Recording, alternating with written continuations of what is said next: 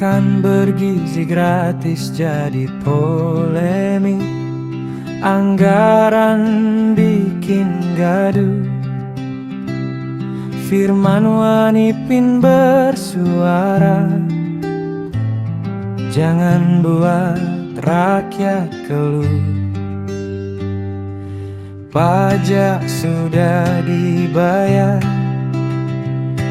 kewajiban ditunaikan. Jangan diminta patungan, itu namanya keterlaluan. Jangan bebankan rakyat, makan bergizi gratis bukan alasan. Konglomerat dan pejabat, mereka yang harus berperan. DPR, DPD, penyelenggara negara, mereka yang harus tanggung, jangan rakyat sengsara.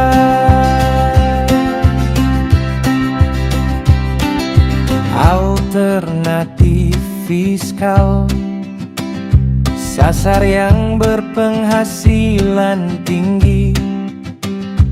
Konglomerat dikenakan pajak, jangan rakyat dikebiri. Makan bergizi gratis harus tepat sasaran. Jangan jadi ajang korupsi, kualitas menu dijaga. Jangan asal-asalan basi. Jangan bebankan rakyat, makan bergizi gratis bukan alasan. Konglomerat dan pejabat, mereka yang harus berperan. DPR, DPD, penyelenggara negara, mereka yang harus tanggung, jangan rakyat sengsara.